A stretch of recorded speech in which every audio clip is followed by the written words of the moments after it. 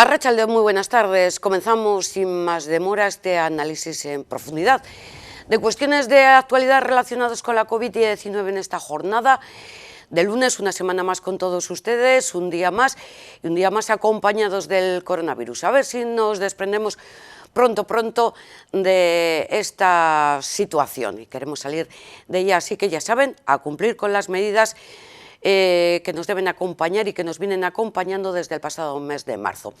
Comenzamos, como decimos, conociendo voces para analizar todo lo que ocurre a nuestro alrededor en este sentido. Y la primera de ellas viene de la mano del presidente de Osatzen, de Gorka Maiz. Arratsaldeon, muy buenas tardes, Gorka. Arratsaldeon. Osatzen, como decimos siempre, la Sociedad Vasca de Medicina de Familia y Comunitaria, a quien queremos empezar preguntándole pues un poco sobre las polémicas declaraciones del juez Garrido, a pesar de que hoy ha reculado de alguna forma y ha pedido perdón por esa crítica, no, más que crítica, un pequeño insulto a los epidemiólogos. Sí, bueno, hay que reconocerle el mérito a esta persona, ¿no? Que con una frase, con 4 palabras consiguió, pues sí, despreciar de alguna forma a tantos profesionales, ¿no? Bueno, en serio sí, la verdad es que el comentario fue desafortunado. He oído que sí que ha pedido disculpas a los epidemiólogos, no así a los médicos de familia, a los médicos de cabecera, como dijo él, ¿no? Bueno, yo creo que más allá de un comentario individual y absolutamente desafortunado, yo creo que se podrían hacer un par de reflexiones a partir de esto. Una, en el sentido de que, bueno, que tenemos que medir bien aquellos que tenemos la oportunidad de aparecer en medios de comunicación, de que se nos oiga. Creo que tenemos que medir bastante cuáles son nuestras competencias, medir nuestras palabras y medir sobre todo nuestras competencias y de qué sabemos y de qué podemos hablar y de qué tenemos que decir que no, ¿no? Yo creo que eso es una primera reflexión. Y hay una segunda que para mí es la más triste, la más trágica de toda esta, al final, anécdota, que es eso, bueno, yo recuerdo cuando en los meses de abril, de mayo, ¿no? Cuando no llevábamos demasiado con esta pandemia, y me preguntaban a ver si creía que a partir de ella pues podía por lo menos tener una parte positiva de que saliesen reforzadas la salud pública, la epidemiología, la medicina familiar y comunitaria, la atención primaria, y bueno, pues no sabíamos muy bien, ¿no? Yo creo que una de las lecturas trágicas de todo esto es que no, y que seguimos sin ser muy conscientes, ¿no?, de la trascendencia que tiene en el día a día y en concreto en una pandemia, ¿no? Parece que todavía no somos muy conscientes de dónde se contiene, dónde se frena una pandemia, por ejemplo.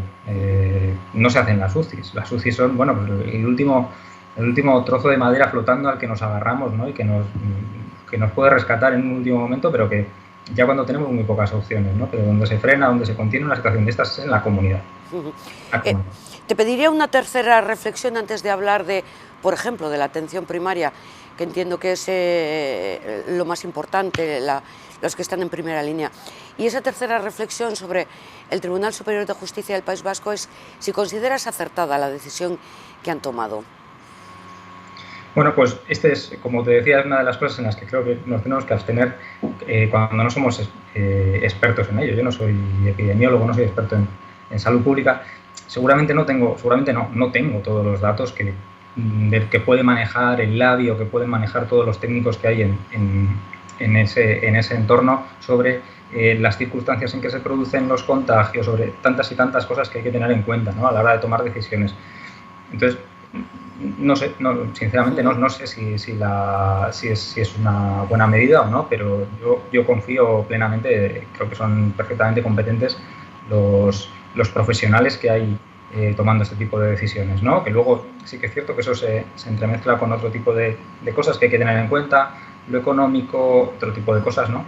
Pero confío plenamente en los profesionales que hay trabajando en ese sentido, ¿no? Entonces, bueno, creo que no me toca a mí ni a los que represento, que somos los médicos de familia, expresar una opinión, porque no es una opinión cualificada, suficientemente cualificada. Y cuando decías que no ha servido para reforzar esta pandemia, ¿te refieres a que los errores que se han podido detectar en la atención primaria, ya no hablemos, por ejemplo, en urgencias, que como bien decías, es el último eslabón, es decir, esos errores no se han subsanado? Bueno, seguro que se han ido subsanando cosas y de hecho estamos mejor en muchos aspectos que lo que estábamos al principio de la pandemia, porque todos hemos ido aprendiendo, ¿no? Hemos tenido que aprender sobre la marcha, además no nos ha quedado otra. Me refería sobre todo a la apreciación que se hace y a cómo se pondera, cómo se valora la trascendencia de la atención primaria, de la medicina de familia, ¿no? Que para algunas personas, como bien ha reflejado este juez en sus declaraciones, pues bueno, eso somos médicos sin mayor, seguramente mucha gente piensa que sin especialidad, sin una mayor cualificación ni mayor trabajo muchas veces que la medicina general entendida de forma clásica que se podía hacer hace muchos años, ¿no? Los profesionales de la atención primaria en general, porque aquí hay que referirse a médicos y médicas de familia, pero también a enfermería, a los administrativos, auxiliares, matronas, todos los que trabajamos en torno a la atención primaria, al final tenemos una trascendencia en el sentido de lo que comentaba antes, ¿no? de que trabajamos pegados a la comunidad y trabajamos en torno a eso. Y la gran mayoría de los problemas de salud tienen una relación directa y su causa fundamental tiene que ver con los determinantes sociales y económicos de la salud, con el lugar donde vivimos, con cómo vivimos, con cómo es nuestro trabajo, con la precariedad, con todas esas cosas, con cómo nos alimentamos. Y todo eso, al final, para incidir en ello y para incidir al final en la salud de la forma más notable, hay que incidir desde la comunidad. Y ahí está la atención primaria, ¿no? Entonces eso yo creo que no se acaba de entender, no se acaba de valorar, muchas veces ni siquiera por compañeros que no trabajan directamente en la atención primaria, ¿no? Y menos por la sociedad en general. Pero lógicamente la atención primaria es la primera a la que acudimos cuando no nos sentimos bien físicamente. Proceso de vacunación. ¿Os han informado de cuándo empiezan a vacunar a los sanitarios, como dicen, de segunda línea? No, hombre, nosotros se supone que somos de primera línea y de hecho ya se está vacunando a compañeros y compañeras de diferentes centros de salud, de diferentes organizaciones, de diferentes OSIs. Es cierto que algunos, yo por ejemplo en mi caso, pues todavía no tengo noticias de cuándo recibiré la primera dosis, ¿no? Pero sí que sé que algunos compañeros y compañeras de otros sitios sí que han recibido ya la primera dosis. Pero no tenemos más información. La información nos va llegando en ese sentido, pues poco antes de recibir la vacuna. ¿Y consideráis, Nosachen, que debería agilizarse todo este proceso, que va lenta? Bueno, pues ahí, claro, supongo que es complejo. Supongo que es complejo porque no solo es una cuestión organizativa de las organizaciones sanitarias o incluso diría del departamento del gobierno vasco, sino también depende de la medida y la velocidad en que se reciben las vacunas, ¿no?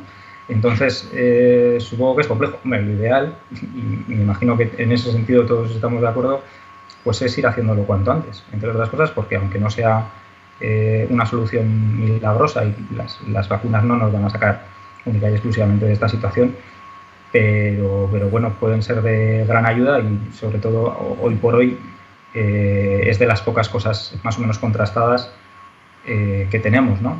Entonces, bueno, pues cuanto antes se haga, lógicamente, y con la mayor agilidad, mejor. Sobre todo también, porque no tenemos que olvidar, y esto es algo que yo creo que hay que recordar de vez en cuando, las vacunas hoy por hoy, las que tenemos, no han demostrado, ojalá lo demuestren con el paso del tiempo, pero no han demostrado evitar la transmisión, con lo cual al final protegen en primera persona a quien se vacuna, ¿no? Entonces, cuanto más personas podamos vacunar cuanto antes, sobre todo las personas que, pues eso, o están en primera línea o tienen más riesgo de contagiarse, y las personas que cuando se contagian tienen más riesgo de enfermar gravemente, ¿no? De complicarse, pues a cuantas más personas y cuanto antes vacunemos, mejor. Sí, porque hemos oído comentar que aunque se dé la segunda dosis, hay un tiempo, no sé si son unos días antes de tener una inmunidad. Antes de tener una inmunidad, la máxima que se puede lograr o a la que podemos aspirar con la vacunación, sí que se habla de 7-10 días a partir de la segunda dosis, pero bueno, sí que es cierto que desde la primera dosis empieza a haber cierta inmunidad, pero que hay que completarla con la segunda y que todo eso lleva su tiempo, ¿no? Las vacunas nos ha hecho olvidarnos de otra de las cuestiones que sí que hablábamos mucho durante el periodo inicial de la pandemia o la primera y segunda ola, que son los famosos test. Nos hemos olvidado de los test, están los test rápidos que no sé si se administran en farmacia. ¿Cómo valoráis o cómo estáis siguiendo toda esta información?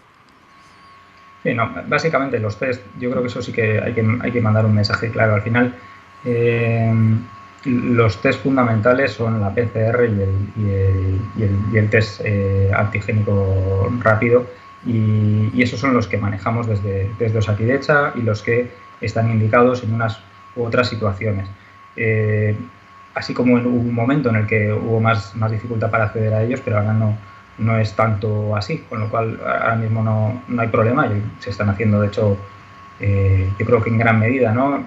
Puede haber más problema que la disponibilidad de testes, probablemente sea el que si en momentos en los que la incidencia es muy elevada, les puede costar a los rastreadores llegar con velocidad suficiente a los contactos que se van detectando, ¿no? Y a los que habría que hacer el test, pero este es el principal problema y lo que nos puede costar más dar abasto en un momento determinado. Y respecto a las vacunas, a las mascarillas, ¿las usamos correctamente? ¿Qué mascarilla es la más adecuada? ¿Cómo se habla ahora, la FFP2 o la 3? Bueno, hemos hecho un lío. Aquí, claro, hay muchas, y como siempre que hay muchas, pues cada una tiene su perfil. Evidentemente las FFP2 tienen una filtración mayor que las quirúrgicas y a su vez que las higiénicas. Entonces yo creo que sobre todo se trata de ver en qué situación nos vamos a mover. Seguramente para movernos en la calle, en espacios abiertos, las mascarillas higiénicas que estén homologadas y que tengan que estén bien en ese sentido, pueden ser suficientes. Mascarillas quirúrgicas, si las utilizamos, pues perfecto, ¿no? Y ya en espacios cerrados, pues igual habría que intentar utilizar más las quirúrgicas que las higiénicas. Y las FFP2 fundamentalmente están recomendadas para personas que vayan a estar en contacto directo, pues eso, profesionales, por ejemplo, de primera línea, o que vayan a tener que estar en contacto directo con enfermos, o personas que tengan un especial riesgo, sobre todo en esos casos. Cuando una persona acude a un centro de atención primaria, ¿tiene que llevar una mascarilla determinada? Cuando se entra hoy por hoy en los centros sanitarios en Euskadi, yo creo que ya es generalizado, creo que no pillarme los dedos si lo digo así, pero creo que es generalizado que para entrar en cualquier centro sanitario en Euskadi sí que se exige al menos una mascarilla quirúrgica, y si vas con una higiénica, normalmente hay una persona en la puerta que te da y te pone una quirúrgica. Sí, pero eso, ¿la quirúrgica exactamente cuál es? ¿Es a la 2, la 3 o...? No, la 2 ya es, digamos que otro escalón más. Otro escalón más en el que el filtrado es mayor y que evita el contagio propio. Es decir, con la mascarilla quirúrgica lo que hacemos es evitar contagiar nosotros. Al final es una medida, bueno, es una forma solidaria de actuar, en el sentido de que si yo utilizo una quirúrgica y tú también, yo no te voy o se reduce muchísimo el riesgo de que yo te contagie a ti, y si tú utilizas quirúrgica, de contagiarme a mí. Las FFP2, además de eso, filtran también lo que yo voy a recibir. O sea, no solo evitan que yo contagie, sino me evitan contagiar. Yo ahora, por ejemplo, tengo miedo, entre comillas, porque ha habido un brote en un bloque de viviendas ahí en Santuchu, porque se están dando muchos contagios también en las Ikastolas y en los centros escolares. porque creemos, pero no sabemos, pero que en los supermercados también nos podemos contagiar. ¿Hay alguna recomendación plus a las que ya sabemos para todas estas cuestiones tan domésticas? Con todo esto hemos ido adquiriendo información y hemos ido adquiriendo conocimiento, ¿no? Y hemos ido aprendiendo cada vez más. Y si hacemos un poco de memoria, al principio, sobre todo, incidíamos mucho en el asunto de los fomites, ¿no? Es decir, que yo pueda expeler partículas que queden en mis manos, que queden en otras superficies y que con eso me contagie. Entonces, al principio hacíamos mucha incidencia en el tema del lavado de manos y en la distancia, porque pensábamos que el contagio fundamentalmente era eso, por gotas que podían llegar a una distancia de no más de 1,5 metros, por eso hablábamos de los 1,5 metros, 2 metros y el lavado de manos. Luego hemos ido comprobando que el contagio, que quizá el fundamental o el más trascendental era el que se producía en forma de aerosol, ¿no? El aerosol, el asunto es que puede llegar más allá de esas distancias y sobre todo en espacios cerrados pues puede permanecer bastante. Entonces, yo creo que las medidas fundamentales, al margen de que evidentemente hay que mantener el tema del lavado de manos y demás, es importante también, y no solo para el COVID, porque ya hemos visto, por ejemplo, que otras infecciones víricas este invierno han sido menos, en parte seguro que ha sido por todo esto, ¿no? Pero bueno, centrándonos, yo creo que ahora es importante seguir con el lavado de manos, es muy importante el tener en cuenta el tema de los espacios cerrados. Entonces, seguramente por eso, si estamos en un espacio abierto, esa distancia de 2 metros es más que suficiente. Igual si es menos, llevando mascarilla, como hoy por hoy en principio tenemos que llevar todos, y aunque fuese con una mascarilla higiénica, como decía, con distancias incluso inferiores a 2 metros, bueno, podría ser, ¿no? Entonces, bueno, en espacios abiertos intentar mantener la distancia más o menos, lo del 1,5 metros, y la mascarilla, el lavado de manos siempre, y luego sobre todo, ojo con los espacios cerrados. Los espacios cerrados es donde estamos viendo, sobre todo cuando, o porque son pequeños, porque no pueden tener una buena ventilación, estamos viendo que son al final los lugares donde hay más probabilidades de contagio. Entonces ahí ser muy cuidadosos, evidentemente la mascarilla, pero eso ya lo damos por hecho, y ahí ser mucho más cuidadosos con el tema de las distancias y con el tiempo que pasamos dentro, ¿no? Intentar no pasar tiempos largos. Yo creo que esas son las medidas fundamentales, evitar los espacios cerrados. Eso es algo que yo creo que hemos ido aprendiendo bastante, y airear todo lo que podamos. ¿Estamos saliendo ya de esta tercera ola? Bueno, eso parece, ¿no? Digo eso parece porque lo que hay que ver también parece que ya estamos en claro descenso en la incidencia, pero hay que ver dónde nos quedamos. De la primera ola, traspasarla, nos quedamos en unos niveles más bajos. Traspasar esa segunda ola nos quedamos en unos niveles ya bastante más altos, una especie de meseta, ¿no?, que hablábamos. A ver dónde nos quedamos después de la tercera, a ver si conseguimos bajar cuanto más, entre otras cosas porque si hay una cuarta, si partimos de más arriba, pues vamos a llegar a incidencias más altas otra vez, ¿no? Y porque donde nos quedemos, ahí se están produciendo, aunque no estemos en una ola como tal, se están produciendo contagios, se están produciendo enfermedad, fallecimientos. Entonces, bueno, las olas sí que no nos preocupan, pero los espacios entre olas también son importantes. Gorka, ¿los profesionales sanitarios tenéis miedo? ¿Miedo a contagiaros? ¿Más miedo que en la primera ola o menos? Bueno, esto es algo muy personal, ¿no? Es difícil que yo pueda decir cómo se sienten el personal sanitario. No somos héroes, no somos diferentes que el resto de la población. Seguro que tenemos en mayor o menor medida, no sé si miedo, en algunas circunstancias igual miedo, pero desde luego que respeto, precaución, eso, sí, miedo de alguna forma a contagiarnos o a poder contagiar luego a otros. Entonces, bueno, sí que ese respeto y esa precaución siempre está ahí, ¿no? Pero sabemos que es nuestro trabajo por otro lado, que si yo tengo que ir a atender a alguien a un domicilio, sé que no va a ser un espacio de seguridad, ni mucho menos. Pues bueno, intentaré ser lo más cuidadoso posible, pero tenemos que aprender a convivir con eso también, ¿no? Tenemos que luchar porque las incidencias sean lo más bajas posibles, porque tengamos lo más controlado posible al virus, pero dentro de eso tenemos que seguir viviendo. No podemos vivir con miedo continuamente, es insostenible. En lugar de miedo, cansancio también. Y el cansancio es inevitable, claro. Todos lo vivimos. Al Al final, no solo por el miedo a enfermar, sino por las propias medidas que hay que tomar, ¿no? Esas limitaciones, al final, pues sí, generan cierto cansancio y es difícil el sostenerlas en el tiempo. Borja, pues muchísimas gracias por esta primera valoración y gracias también por el trabajo que venís realizando, no solamente contigo con el que estamos hablando, sino todos los profesionales sanitarios de primera, segunda y tercera línea y cuarta y todos los demás. Un abrazo muy fuerte. Muchas gracias a vosotros.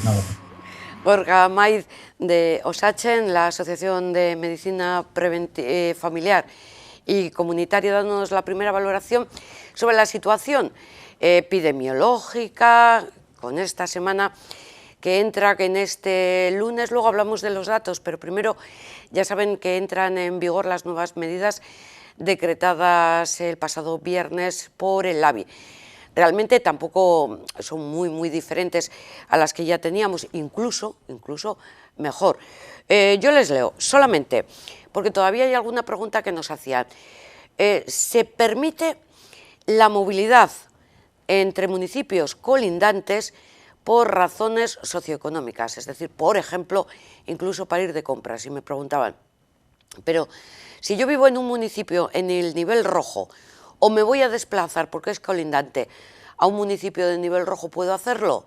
Pues la respuesta es sí, sí, porque tal y como queda el decreto y las modificaciones redactadas desde el gobierno vasco, dice: queda limitada la entrada y salida de personas de cada término del municipio en que tenga fijada su residencia, vale, con las excepciones generales o particulares recogidas en este artículo, que es el tema de justificar las salidas socioeconómicas y demás, permitiéndose además, dice, en todo caso la movilidad entre municipios colindantes de tránsito habitual, cualquiera que sea su territorio histórico, como decimos, para realizar este tipo de actividades socioeconómicas y deportivas.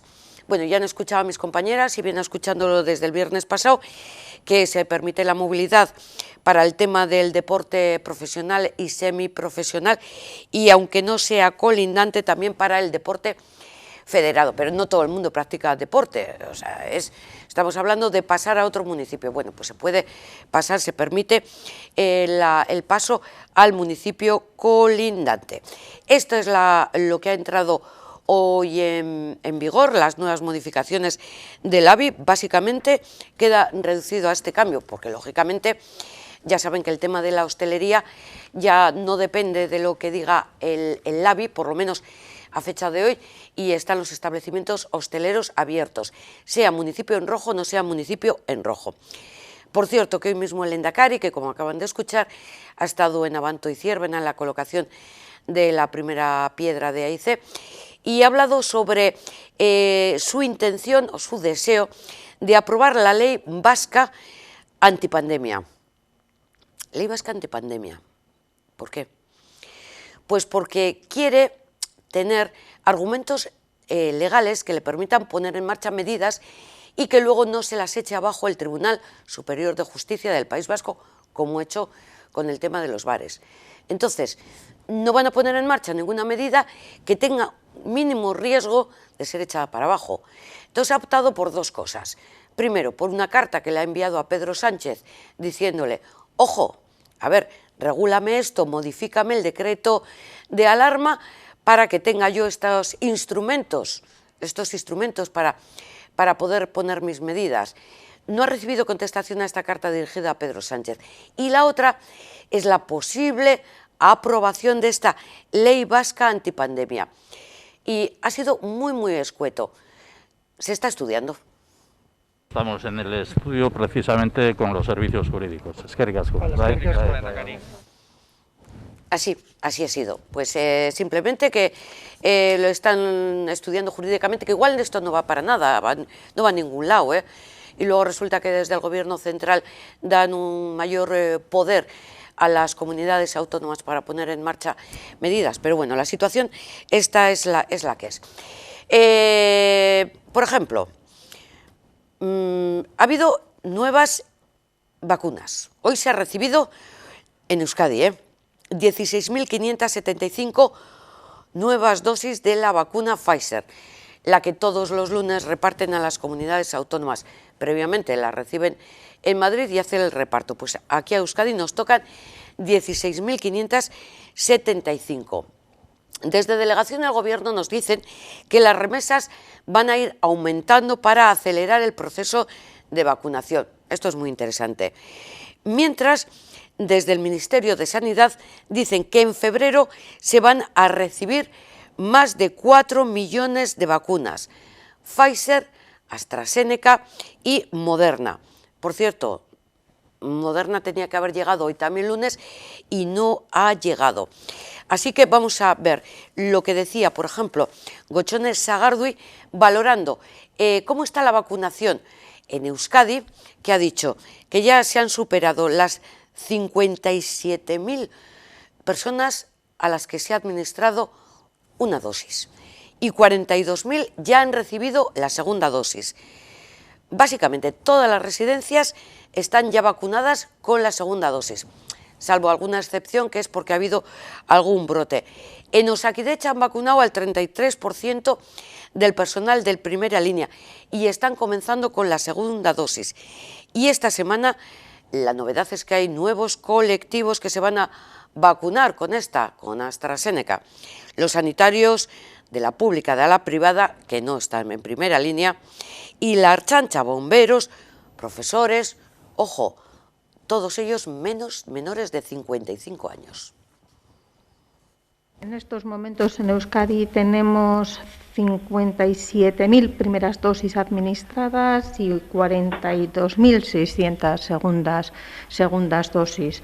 El colectivo de personas mayores residenciadas se encuentra vacunados, salvo alguna excepción que pudiera haber con motivo de algún brote. También prácticamente han recibido la segunda dosis no solamente esas personas residenciadas, sino la gran mayoría del personal sociosanitario que la cuida.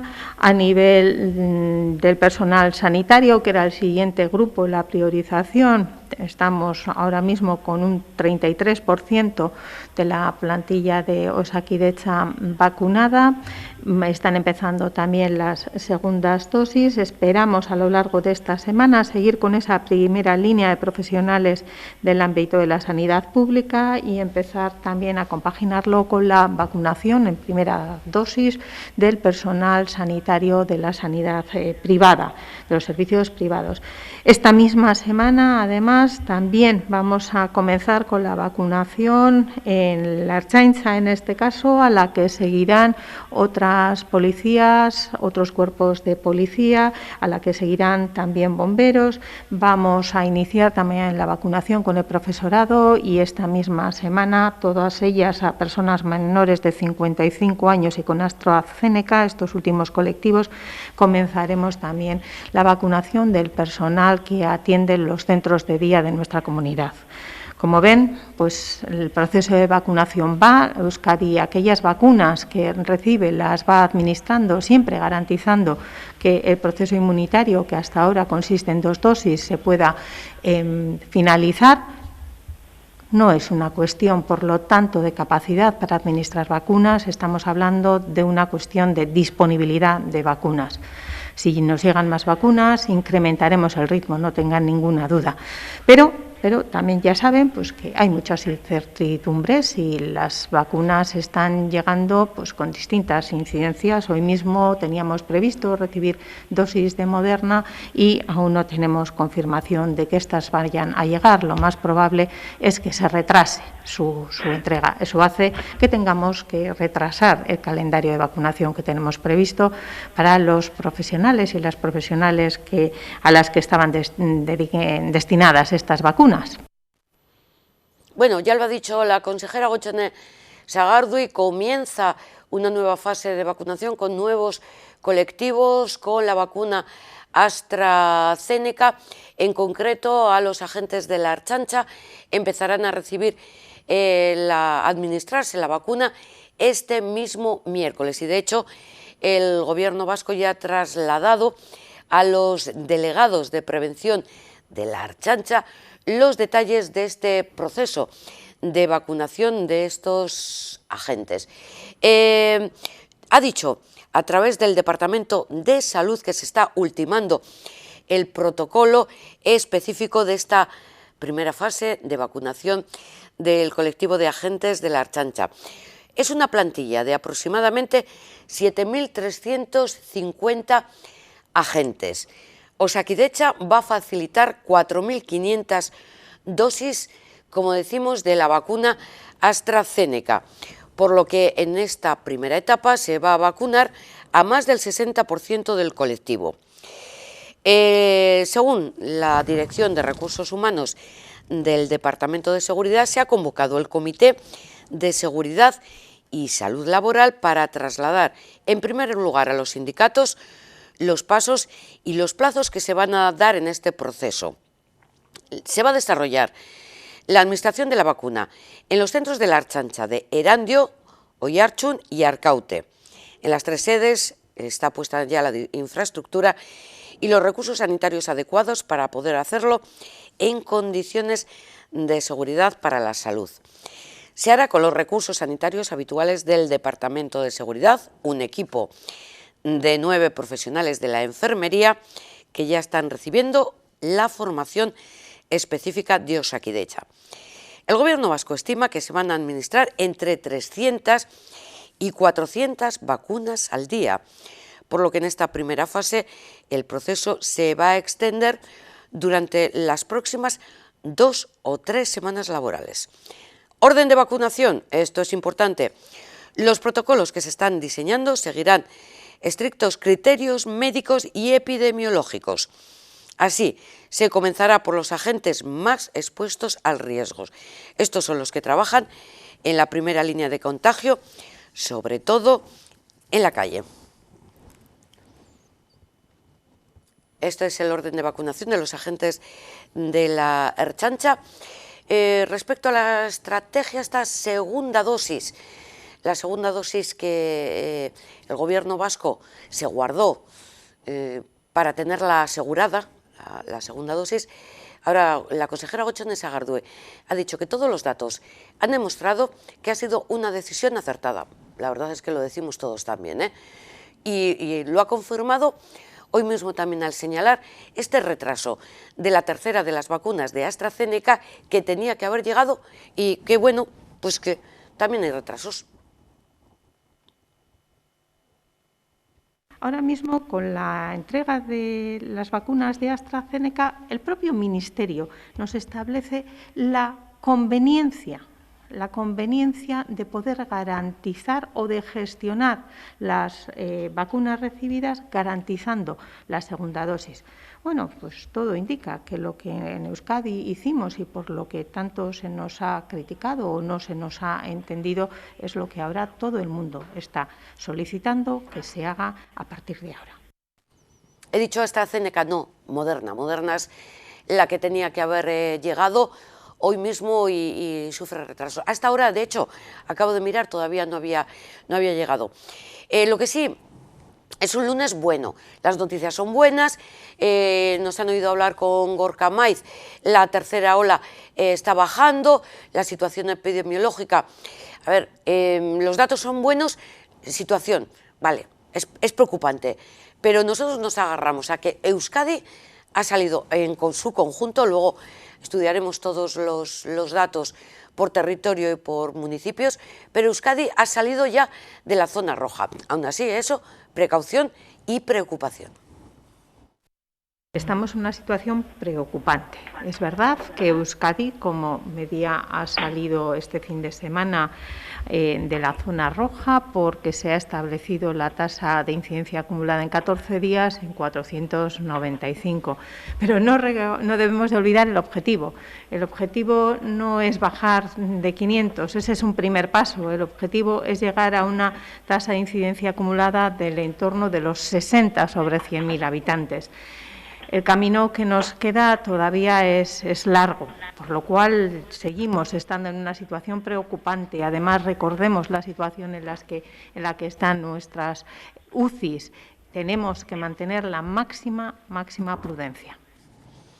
Eso es un mensaje para todos, menudo WhatsApp que nos han mandado ahora que están viendo la tele. Luego se lo cuento, porque se refiere a estas fiestas, macrofiestas que se están... Bueno, enseguida se lo cuento, pero primero, de nuevo, la voz de Gotzone Sagardui, de la consejera, hablando que a pesar de esta situación, ella dice que la asistencia sanitaria está garantizada. Vamos a escucharla. La asistencia sanitaria en Euskadi está garantizada. No cabe duda que, tensionado el sistema, tenemos en ocasiones que priorizar, pero nada de lo urgente se está quedando sin atender en Euskadi. El cansancio se acumula, no cabe duda, pero la profesionalidad de todos los trabajadores y trabajadoras del sistema de salud público, pero también del sistema de salud privado, está por encima de todas estas circunstancias. Eso quiere decir que también tenemos que ser muy conscientes de lo importante que es que nosotros mantengamos las medidas preventivas, respetemos las medidas que están establecidas, las restricciones que se llaman, pero que yo creo que hay que pensar que no son restricciones porque se quiera prohibir algo, sino porque se quiere prevenir, porque si no, a esos profesionales, a esas profesionales también les va a afectar y nos veremos entonces sí estaremos con un problema para mantener la asistencia sanitaria en Euskadi. Y sobre la asistencia sanitaria y muchas otras cuestiones relacionadas con los centros de atención primaria y también con los hospitales y con las urgencias, hablamos con Amaya Mayor, del Sindicato de Enfermeras SATSE. Arratsaldeon, buenas tardes, Amaya. Arratsaldeon, Yolanda, y arratsaldeon a la audiencia. Gracias por estar un ratito aquí con nosotros, dedicarnos tu tiempo. Acabamos de escuchar a la consejera. ¿Coincides que la asistencia sanitaria está garantizada a día de hoy? En los términos que ella utiliza, por lo menos, digo. Está claro que, como bien dice la consejera, la profesionalidad de la plantilla, no solo de la atención pública, sino de la atención privada, de la sociosanitaria, del personal, está, yo creo que más que demostrada a la sociedad durante toda la pandemia, y que si estamos yendo adelante en esta pandemia es gracias al esfuerzo de todas y todos los profesionales de todos estos ámbitos que nos están demostrando con creces cuál es su compromiso con la salud de toda la ciudadanía vasca. En ese sentido, compartimos con la consejera que es gracias a las y los profesionales que estamos yendo adelante en esta pandemia. Sí que es cierto que a la par echamos de menos, desde luego desde los sindicatos, pues el mismo, que le demos un poco respuesta a ese compromiso y profesionalidad de la plantilla, pues con verdaderas propuestas que le solucionen sus problemas del día a día, ya no solo ahora mismo en la vacunación, sino en la tercera, en la segunda, en la primera ola, porque la plantilla, quiero recordar que en marzo va a hacer un año que está haciendo frente a esta pandemia con todos los problemas que hemos atravesado durante este largo año para todas y todos. Como hablaba hace un momento con Gorka Maiz, en vuestra opinión, en la opinión de SATSE, esta epidemia no ha servido para solucionar estas cuestiones, las carencias que había en el sistema sanitario público. Pues la verdad es que no. Las carencias del sistema sanitario público vienen de lejos, vienen desde el inicio de la crisis sanitaria, que ha habido pues, recorte tras recorte, una serie de carencias que se han implementado. Ya los problemas que teníamos han acrecentado y la pandemia lo que ha venido es a poner encima de la mesa, de dejar claro, sin ambajes, lo que es la situación de la sanidad pública vasca, ¿no? Y que solamente es a costa del esfuerzo de las y los profesionales, que muchas veces ponen su bienestar por debajo del bienestar de las y los pacientes a los que atienden, cómo estamos saliendo de esta crisis. No nos hemos cansado de movilizarnos ni de denunciarlo antes del verano, después del verano, durante el invierno, y seguiremos haciéndolo, porque la plantilla de Osakidetza lo que realmente le echa de menos es que más allá de las palabras, los hechos avalen las palabras de la consejera, y que un montón de problemas que tiene la plantilla, pues como es la falta de fijeza, la alta temporalidad, pues la situación que tenemos en estos momentos de recortes que no se han vuelto a cometer, ¿no? La carrera profesional que hace muchos años que está paralizada y que no se ha vuelto a reconocer, la falta en su momento de seguridad, todas estas cuestiones no están siendo objeto de negociación cierta para dar soluciones a la plantilla, que lo único que hace en estos momentos es esforzarse constantemente para poder llevar adelante esta pandemia, ¿no? Sin más. Habéis denunciado falta de inmunización en los profesionales sanitarios de primera línea. ¿Esto qué quiere decir? ¿Que todavía no se han vacunado o que están relegados a una segunda fase, a una siguiente fase? Lo que estamos denunciando desde el Sindicato de Enfermería desde el principio es que hay una falta de estrategia por parte de Osakidetza, del Departamento de Salud, para llevar adelante la vacunación de una manera homogénea, sin que haya pues estas cuestiones que estamos encontrándonos, ¿no? Muchas veces, más allá de tener en cuenta a las personas, se ve a Osakidetza como que las personas parece que solamente pertenecen a sus servicios y no se está teniendo en cuenta lo que es su realidad asistencial. Hay muchas personas que, como consecuencia de esta pandemia, están siendo movidas de su servicio. Ejemplos tenemos, pues, personal de quirófano que es movido desde su servicio habitual a servicios de urgencia o de UCI, porque ahora mismo pues igual la atención quirúrgica por las tardes está siendo demorada y se va a reforzar otros ámbitos, ¿no? Y que este personal que sería de segunda o de tercera línea, pues ahora mismo está en primera. Lo mismo nos pasa con el personal de diálisis, que igual está dializando a pacientes positivos o que se acerca a las UCIs a dializar a pacientes que están allí graves ingresados, o el personal de hemodinámica, que hace procedimientos de urgencia sin posibilidad de tener una PCR previa para saber si ese paciente es positivo o negativo. Y nos pasa un poco lo mismo con el personal de la privada o del sociosanitario, ¿no? El personal de la privada, pues de IMQ o de Quirón, pues en la primera ola de marzo fueron pues puestos todos con el estado de alarma bajo el mismo mando del Departamento de Salud y han sido personal de primera línea durante toda la pandemia. Y ahora nos encontramos en que es relegado a segunda parte, independientemente de que su puesto de trabajo pues sea una urgencia en una UCI. Cuando lo que hay que mirar es, más allá de los centros donde se trabaja o de qué servicio se pertenece, hay que mirar a las personas y cuál es su realidad profesional. Sabemos que hay un déficit de dosis, pero lo que sí que pedimos desde el Sindicato de Enfermería es que el reparto de esas dosis y el tener en cuenta al personal como de primera o de segunda o de tercera línea sea en base a su realidad, mirando a las personas y no a los centros de trabajo o a los servicios. Hablamos un poquito de estos profesionales sanitarios de la privada. Ha anunciado la consejera que entran en esta nueva fase para administrarles la vacuna y que será AstraZeneca. Pero, ¿y si este profesional sanitario de la privada tiene más de 55 años? ¿Qué va a pasar? Pues esperemos que todas estas cuestiones se tengan en cuenta. Es una buena noticia que al personal de la sanidad pública y de la sanidad privada y de la sociosanitaria no se haga distinción entre ellos y que el personal de la privada también sea vacunado. Hay que tener en cuenta qué es lo que estamos pidiendo desde el Sindicato de Enfermería, que se tengan en cuenta la realidad de las personas, del servicio donde se trabaja, la edad que se tiene, en qué circunstancias se está. Sabemos que hay a veces que ocurren errores de personas que están en excedencia y son vacunadas cuando igual van a tardar 2 años en volver a su puesto de trabajo. Esas cuestiones no tienen que pasar. Es verdad que la logística de la vacunación es muy complicada y en el caso de profesionales está siendo llevada a cabo por parte de las unidades básicas de prevención en el caso de Osakidetza o de las mutuas y los servicios de prevención en el caso de la privada o la sociosanitaria. Lo que sí que pedimos es que se refuercen estos servicios, ¿no? Porque nuestras compañeras de salud laboral de las unidades básicas de prevención nos consta que desde el principio de la pandemia están haciendo un trabajo impresionante en la prevención de la seguridad y de salud de nuestras compañeras y creo que eso también tiene que ser tenido en cuenta y tienen que ser reforzadas, ¿no? Para que todo esto pueda llevarse a cabo con éxito. Y a pesar de esta información, ¿se mantiene la movilización que habéis previsto para mañana a las 12 del mediodía, creo recordar, en el edificio de Sanidad de Bilbao?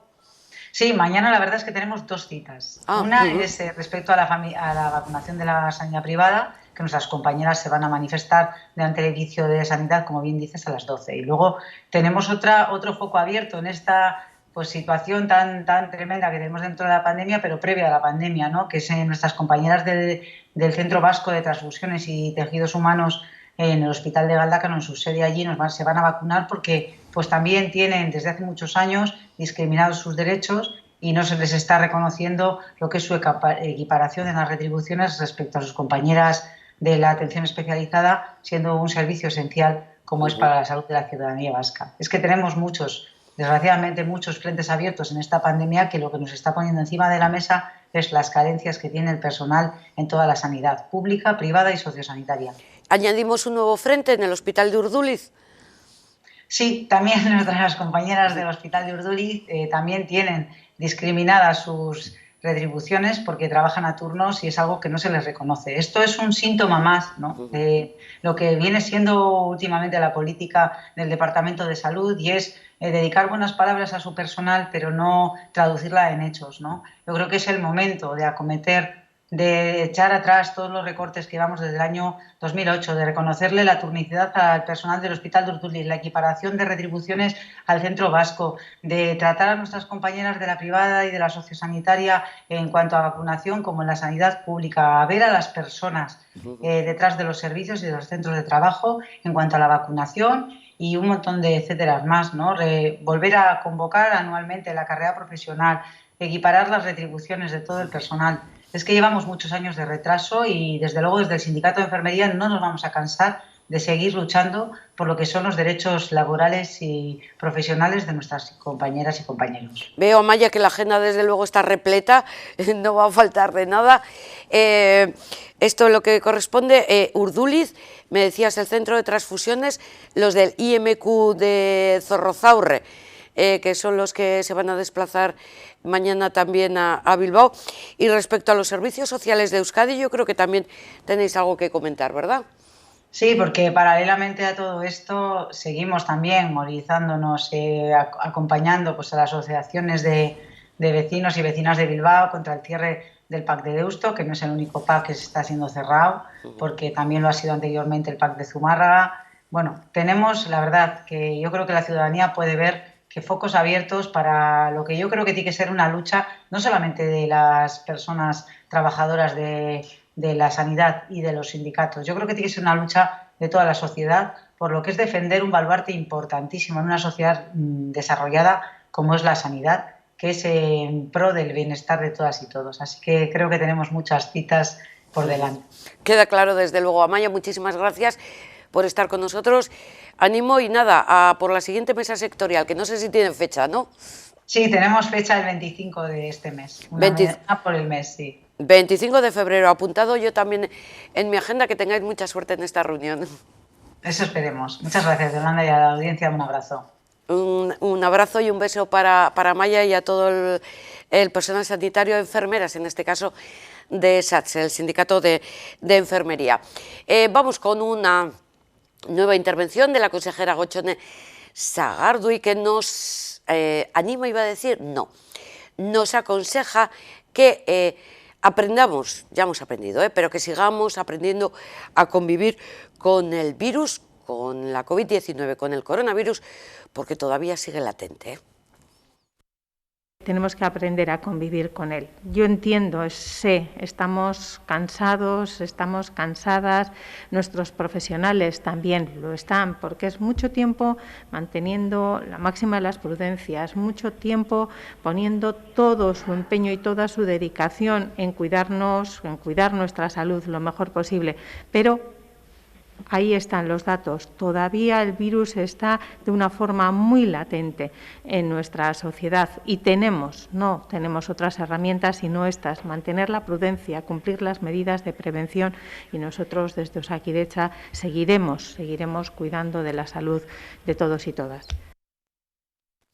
Una intervención más que hacía referencia a la consejera es al auto del Tribunal Superior de Justicia del País Vasco y a esa decisión por la que echaba abajo la obligación de cerrar los establecimientos hosteleros en los municipios en nivel rojo. Nosotros lo que queremos es poder, como le digo, tomar aquellas medidas que sean necesarias con rapidez y con seguridad jurídica.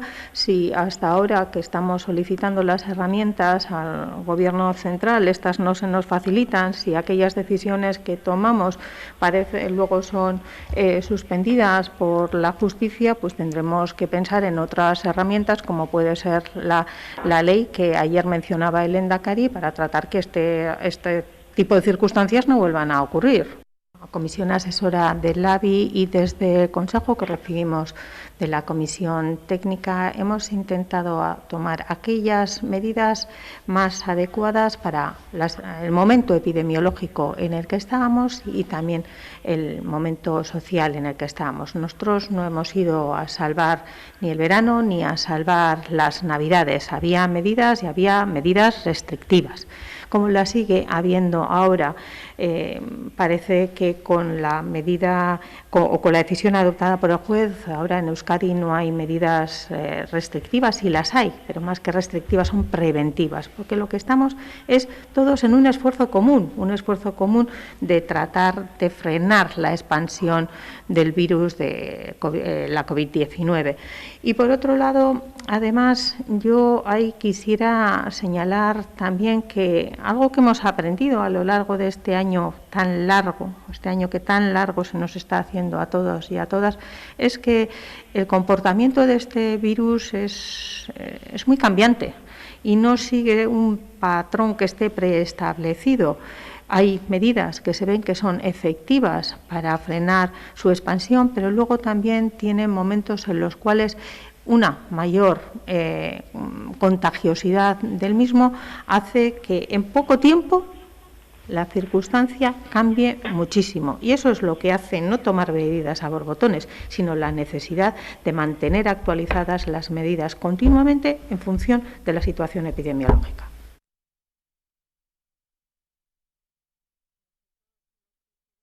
Tengamos una nueva voz y temas diferentes, nos vamos a la publicidad. Te estábamos esperando. En el Centro Teringel Belleza hemos dado soluciones estéticas desde hace más de 40 años a cualquier problema de estética. Sin cirugía, sin agujas, tratamientos faciales, tratamientos corporales, láser definitivo e indoloro, micropigmentación. En Teringel Belleza te esperamos para tratarte de forma única. Teringel Belleza en Baracaldo, en calle La Virtud 2, entre planta.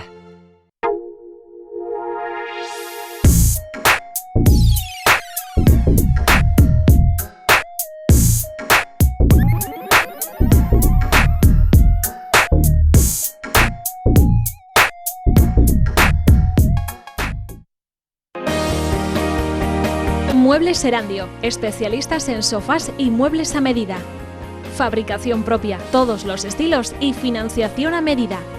Visítenos, estamos en Ovieta 1, junto al Gasolino, Erandio, 94 467 43 14. Vamos a hablar un poco de economía y de otras cuestiones más sociales también. Digo, porque no todo va a ser coronavirus, aunque luego tenemos que dedicarle unos minutos a los datos de contagio en Euskadi en las últimas 24 horas y en lo que a nuestros municipios se refiere. Pero les voy a leer un titular. Edificios antiguos que hay a lo largo de todo el territorio español son responsables del 40% del consumo energético y del 36% de la contaminación con gases de efecto invernadero. Y en este contexto, la Comisión Europea ha fijado la obligatoriedad de la rehabilitación energética de edificios. ¿Y esto qué quiere decir? Pues vamos a hablar con Mercedes Blanco, CEO de Vecines Felices. Mercedes, arratsaldeon, muy buenas tardes. Hola, buenas tardes a todos. ¿Qué tal? Muy bien, pero es preocupante lo que está pasando con los edificios antiguos desde este punto de vista. Yo no sé si es económico o medioambiental. Bueno, lo que está pasando es medioambiental y también económico, ¿no? Porque si precisamente se ha aprobado un Real Decreto que se aprobó en fecha de 5 de agosto, en el cual lo que se regula es la adaptación, por ejemplo, de los sistemas de contadores de comunitarios a contadores individuales de según qué edificios para optimizar la eficiencia energética. Entonces es un poco todo, es un poco el objetivo que busca este Real Decreto es el ahorro energético en ambos sentidos. Pero, y de una forma más justa, una distribución de una forma más justa de cara a los vecinos también, en función del consumo que realicen. Pero para poner en marcha estas mejoras en un edificio de viviendas, me imagino que será previo a hacer una junta de vecinos y de poner, no sé si llamarlo derrama, vamos, que en definitiva va a suponer un gasto. Bueno, lo primero es que no se aplica, la normativa se aplica en determinadas zonas, hay zonas cálidas que se consideran dentro del Estado que no tiene obligatoriedad y en otras que son más frías que sí, y lo que se ha de hacer es, lo primero es solicitar un presupuesto, ¿no? para realizar ese cambio. Y si ese cambio es viable económicamente, es decir, que el presupuesto compensa el ahorro energético, entonces se ha de ejecutar. Y hay un plazo para todo. O sea, nada más. ¿Y cómo es este plan completo que plantea el Gobierno? Bueno, pues el plan, como he comentado antes, lo que consideras que en edificios de una antigüedad determinada, o sea, a partir con anterioridad a un año determinado que es de construcción en el cual se aplica el sistema de calefacción comunitaria, pues establecer contadores individuales y adaptar esta normativa. Aparte, también el Real Decreto prevé ayudas también para solicitar para los edificios en eficiencia energética, no solo en contadores individuales de calefacción, de sistemas de calefacción y refrigeración central, sino también en iluminación, ¿no? Lo que pasa es que también el Real Decreto delega a las comunidades autónomas a la aplicación de esas ayudas o de esos beneficios que se podrán beneficiar tanto los promotores como las comunidades de propietarios. A ver si me aclaro. Yo vivo en un edificio antiguo y tenemos caldera para todos los vecinos. ¿Esta medida me afecta entonces? Sí. Bueno, si tu edificio es anterior a 1998, entonces tenéis que celebrar una reunión. Primero se han de solicitar los presupuestos a través de vuestro administrador y se celebra una reunión en la cual el técnico ha de comprobar previamente, el técnico que ha ido antes de celebrar la reunión, que es viable ese cambio, ¿de acuerdo? Entonces, si es viable el cambio y implica que se va a efectuar un ahorro económico y energético para los vecinos, entonces se plantea y se da un plazo de ejecución para este año, no para el año que viene. Y eso significa que, como bien dices, Mercedes, me ponen un contador a mi nombre y entonces yo pago en función de lo que consuma. Efectivamente, o sea, tú pagarás en función de lo que tú consumas. Será un consumo mucho más justo, o sea, un pago más justo para cada uno de los vecinos. Sí. Y esto es una aprobación, un Real Decreto que, como bien has dicho, es del Gobierno de España. Luego, la gestión va a depender de las comunidades autónomas.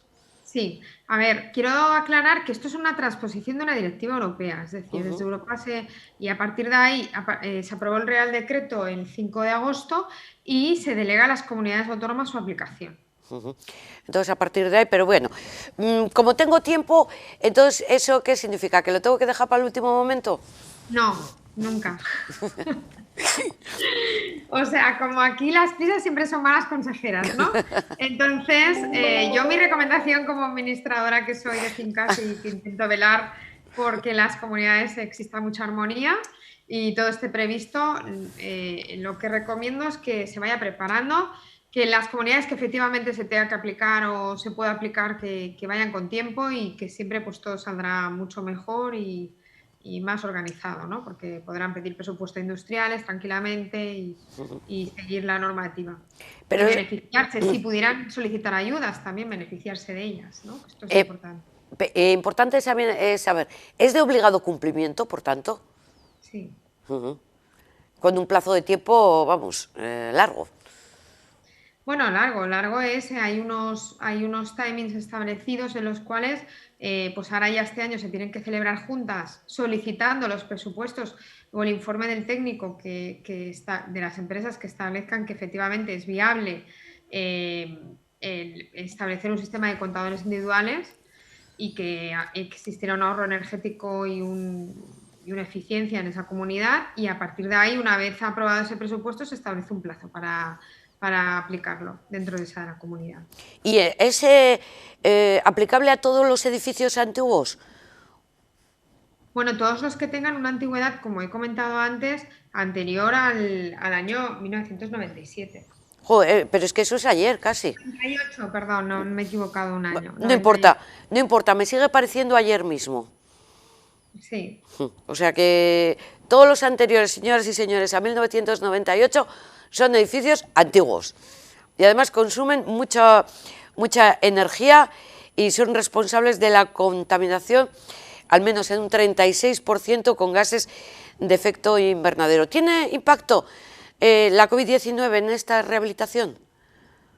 Bueno, la verdad es que el impacto que tiene es la crisis o la situación económica de los copropietarios de los inmuebles, y todo lo que implique un coste o un gasto o un extra, pues sí, pues repercute, es un esfuerzo que han de asumir, un esfuerzo más que han de asumir en esta situación, ¿no?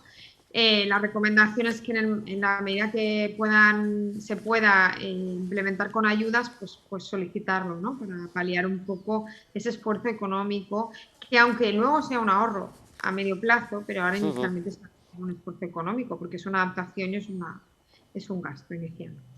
Y como dices, ¿esto lo va a pagar Europa o al menos va a ayudar económicamente Europa? Sí, hay un paquete de ayudas económicas y a partir de ahí pues es la distribución en base a unas bases que establecen y solicitarlo. ¿Pero va a llegar a través de estos famosos fondos europeos que estamos esperando todos o tiene ya una asignación económica establecida con anterioridad? Perdona, está ya aplicado. O sea, ya hay un destino, no viene a través de esto, sino esto ya viene de agosto y ya pues está en marcha. Merced, pues muchísimas gracias por esta información, estaremos pendientes. Seguramente que para muchos de nuestros espectadores es la primera vez que oyen hablar de esta obligación, pero bueno, para eso seguramente ya enseguida recibirá, bueno, enseguida, a ver que hay tiempo, como bien explicaba Mercedes, pero bueno, que recibirán notificaciones, porque es verdad que hay muchísimas viviendas anteriores a 1998, muchísimas. Gracias, Mercedes, muy buenas tardes. Buenas tardes. Un abrazo para Mercedes Blanco, informándonos de todas estas cuestiones que son de interés también para las comunidades de propietarios. Como de interés también es hablar del tema de los presupuestos. A ver, yo se lo recuerdo, los presupuestos del País Vasco se aprobaron en el pleno del pasado jueves. Cuantía, 12.442 millones de euros. Los más elevados de la historia de los presupuestos del País Vasco. Se aprobaron sin enmiendas, con los votos de los dos partidos que forman el gobierno vasco, que es el Partido Nacionalista Vasco y el Partido Socialista. En esta cantidad se eleva el gasto en 770 millones de euros. Esto es un 7% más que en los presupuestos del año 2020, y también se triplica el endeudamiento. ¿Y esto a cuenta de qué viene? Pues viene a cuenta de que se ha reunido en su habitual sesión el Consejo Vasco de Finanzas, dando cuenta de los datos de recaudación y de los datos de inversión que se van a aplicar en estos presupuestos. Que a pesar de la fuerte caída recaudatoria, los datos finales nos hacen afrontar este ejercicio de manera sensiblemente diferente, con mayor capacidad de afrontar nuevas iniciativas siempre desde la prudencia. La prioridad va a ser hacer frente a todas nuestras capacidades económicas según a lo que vaya surgiendo de la evolución de la pandemia, a sus consecuencias económicas y sobre todo a sus consecuencias sociales. Lo dije hace 2 semanas y quiero volver a repetirlo. Tengan la seguridad de que el Gobierno adoptará las decisiones de inversión y gasto que haga falta sin complejos, con los objetivos claros de garantizar nuestras políticas públicas estén cubiertas sin recortes y sin dejar de inyectar los estímulos que sean necesarios a la economía vasca. La recaudación consolidada por tributos concertados de las diputaciones forales ha ascendido a 13.949,3 millones de euros en 2020, es decir, 1.520,3 millones menos que en 2019 y una caída interanual del 9,8%. Por lo tanto, yo diría que afortunadamente, la recaudación obtenida ha superado en cerca de 538 millones de euros a la previsión de cierre que teníamos aprobada en octubre. Esta recaudación adicional lo que nos hace es recuperar una serie de remanentes que el año pasado habíamos aplicado en gran medida y nos habíamos quedado prácticamente sin remanentes para el tema de COVID, y nos hace reforzar en ese sentido. ¿Qué nos puede permitir esto? Esto nos puede permitir a lo largo del año que viene, bueno, pues si entendemos que es necesario reforzar una serie de actuaciones, por lo que fuera, y reforzar, tomar medidas adicionales a los que el presupuesto está contemplando, podríamos hacerlo a través de esos recursos adicionales que disponemos, ¿no? Yo creo que en ese sentido, y además nos permitirá también, dependiendo de cómo va el año, pero ahí no quiero aventurar nada, bueno, pues modular el endeudamiento que pueda hacer las instituciones o podamos hacer, al menos el Gobierno, a lo largo del ejercicio. Nos da un poco más de holgura y nos da un poco más de flexibilidad para actuar sobre aquellas cuestiones que puedan surgir también de la pandemia o de la situación económica.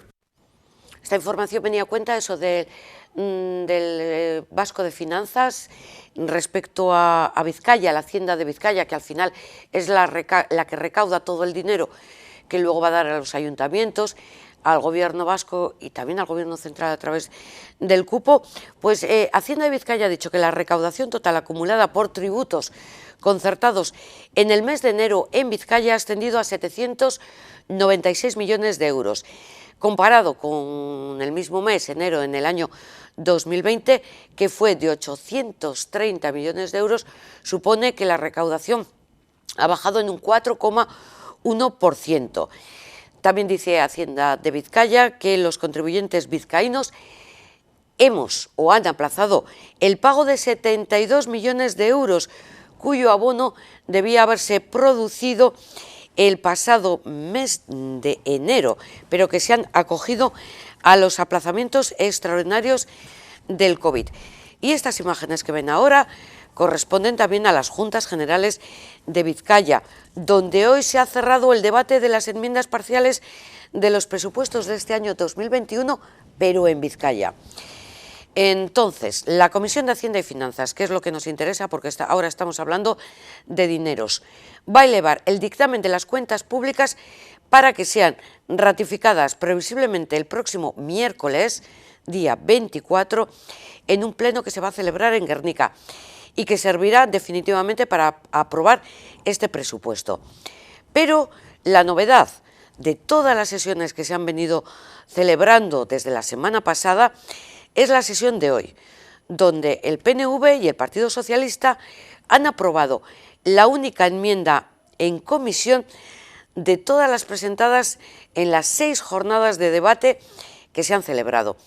Y en concreto, la enmienda que se ha aprobado es que Interbiac cuente con un margen de endeudamiento de 48 millones de euros. Interbiac es la sociedad pública que se encarga de las infraestructuras viarias. Eso es. Bueno, pues ya saben que el día 24 va a ser el pleno.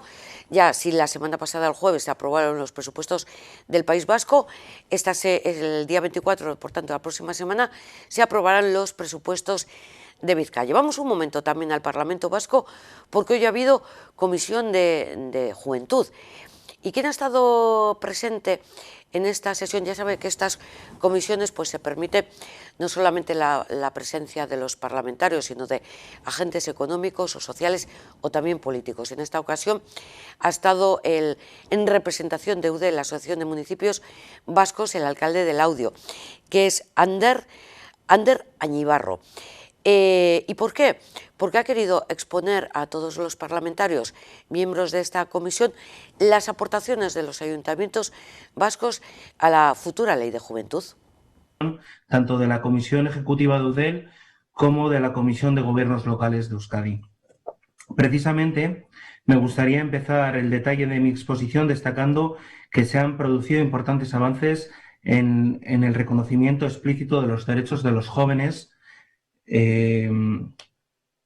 contenidos en la Convención Internacional de Derechos de la Infancia y de la Juventud, entre otros, que se han traducido en políticas cada vez más específicas.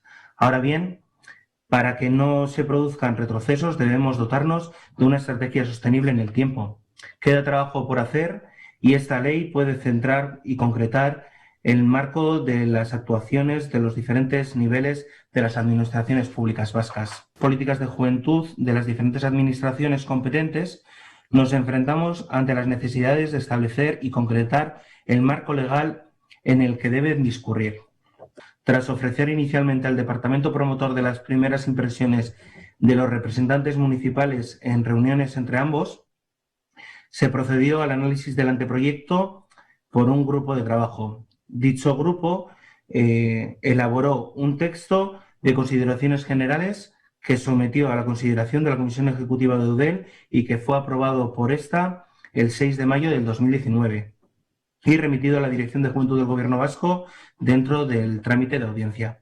La Ejecutiva de Eudel se propusieron desde la perspectiva de la defensa de la autonomía municipal y del marco competencial vigente concretado en la Ley de Instituciones Locales de Euskadi.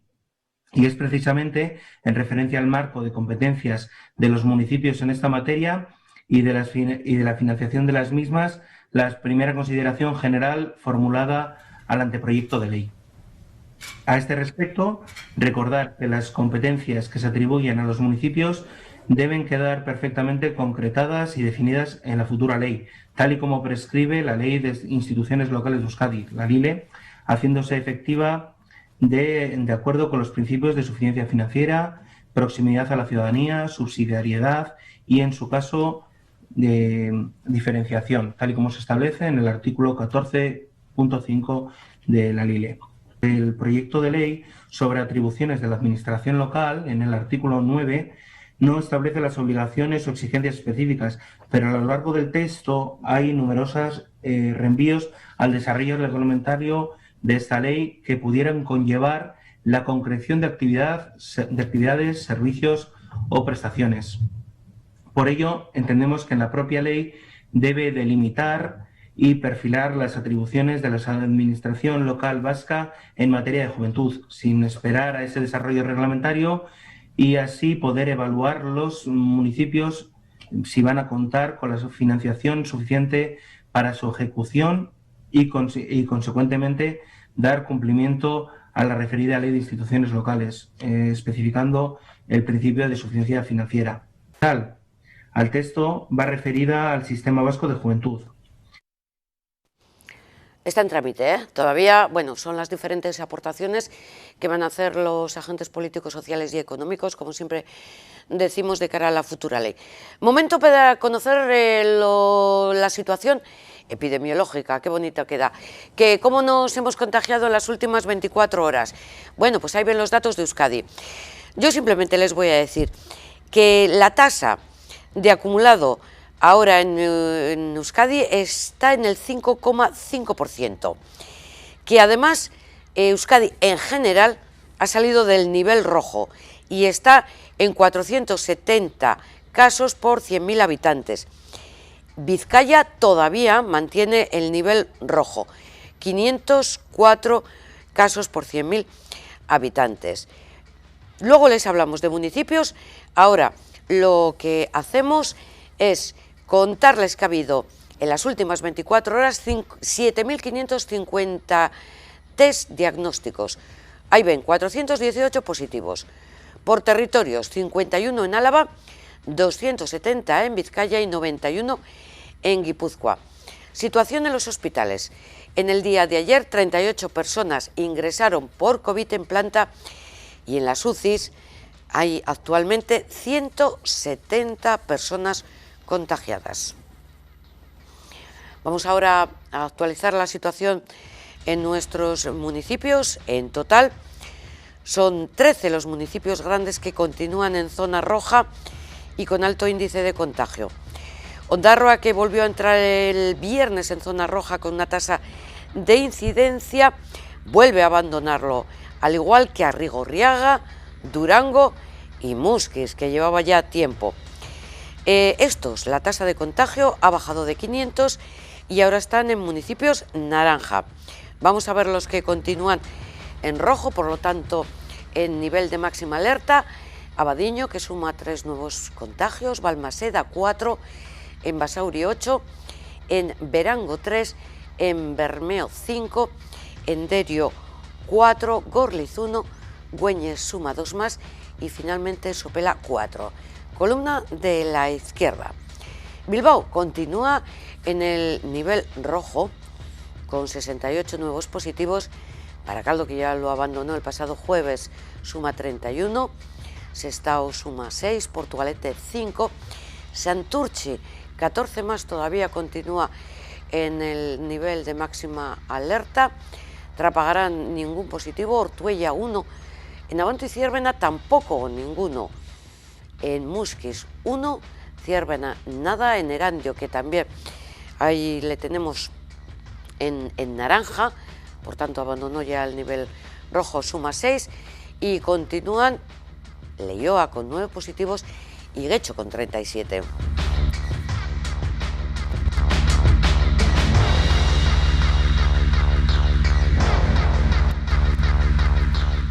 Nos vamos con la recomendación de Cruz Roja. Importante recomendación que nos dice y nos explica por qué es importante vacunarse.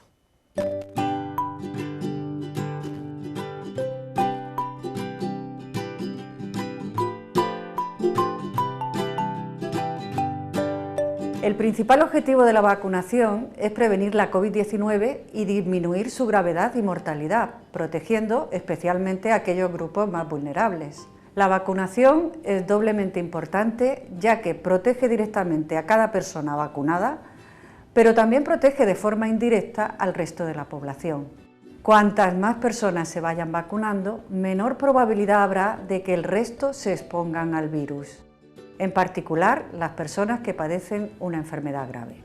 La vacuna estimula nuestro sistema inmune para enfrentarse al virus y nos coloca en una posición más fuerte para hacer frente a un posible contagio.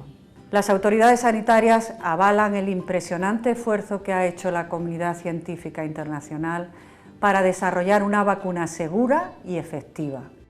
Pero esta no servirá para nada si cuando llegue el momento decidimos no vacunarnos.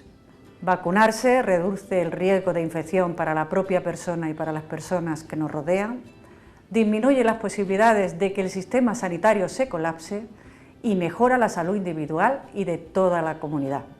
Por mí, por ti, por todas las personas, yo me vacuno.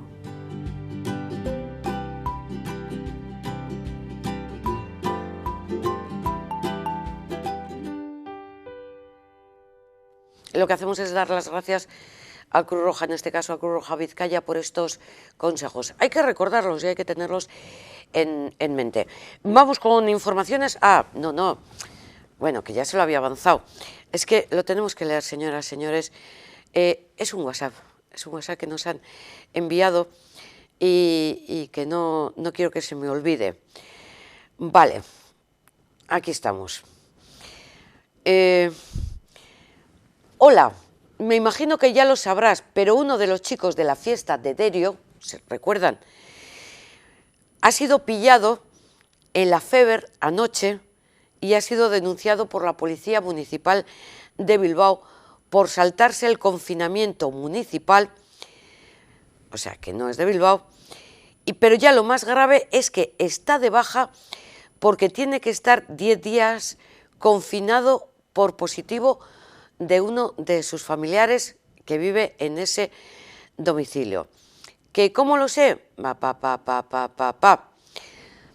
De verdad, esto es de traca. Aquí, esforzándonos todos, y se lo pasa todo por el arco del triunfo. Estoy cansado de toda esta irresponsabilidad. Pues efectivamente, tiene más razón que un santo. Uno de Derio, que fue sancionado y ahora le sancionan en la Feber. Y encima tenía que estar confinado. Aprovecho para contarles que la Policía Municipal de Bilbao ha denunciado este fin de semana a 103 personas, una de ellas, por incumplir las restricciones horarias establecidas para frenar esta pandemia. En la madrugada del viernes al sábado se sancionaron a 26 personas en 2 fiestas en las calles Bailén y Cortes. Y a lo largo del fin de semana los agentes han realizado diferentes controles, tanto por carretera como peatonales, en las inmediaciones de las paradas del transporte público y en las principales zonas de hostelería de la ciudad, a fin de velar por el cumplimiento de la normativa vigente. Esto es la nota que nos remitían desde el Ayuntamiento de Bilbao, que hace referencia a las sanciones de la policía. Nosotros ahora lo que les informamos también de que las policías locales y la Ertzaintza activan desde hoy se ha puesto en marcha una campaña de prevención de atropellos en las vías urbanas, además de otra de vigilancia y control del peso en furgonetas. La primera de las campañas comienza hoy lunes y dura hasta el 21 de febrero. Es de prevención de atropellos, con el foco puesto en la protección de los viandantes, uno de los colectivos más vulnerables en materia de tráfico. El año pasado, 6 viandantes perdieron la vida en accidente de tráfico frente a los 13 que fallecieron en 2019. Y además, los días 17 y 18 habrá control de peso de las furgonetas y en este caso se va a vigilar si estos vehículos circulan con más peso del permitido y si llevan carga mal acondicionada. La correcta sujeción de la carga es vital en caso de accidente, tanto para la persona que lo ocasiona como para los ocupantes de otros vehículos implicados. Estas campañas se enmarcan en un conjunto de programas de vigilancia y control de tráfico que tienen como objetivo mejorar la seguridad vial, corregir comportamientos inadecuados en la conducción y reducir el número de víctimas de accidentes de tráfico en la red viaria vasca. Así lo ha dicho Susana Díaz de Corcuera, que es la directora de tráfico. Un poquito de cultura y para ello nos vamos también a Bilbao. Es un recuerdo de las mujeres supervivientes de la violencia machista, tan de actualidad en este momento, desafortunadamente, y este recuerdo se ofrece a través de un mural en el Muelle de la Merced.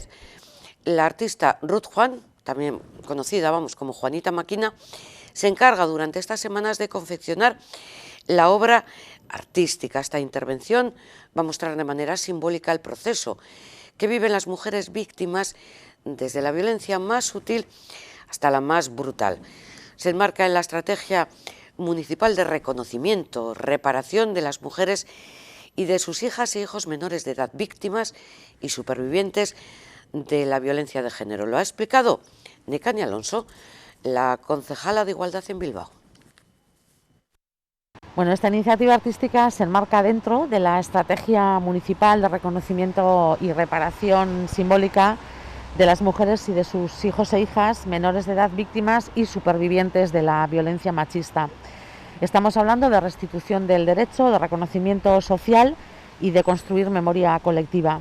Queremos que este sea un espacio para la memoria, el reconocimiento y la reparación de víctimas supervivientes de la violencia machista.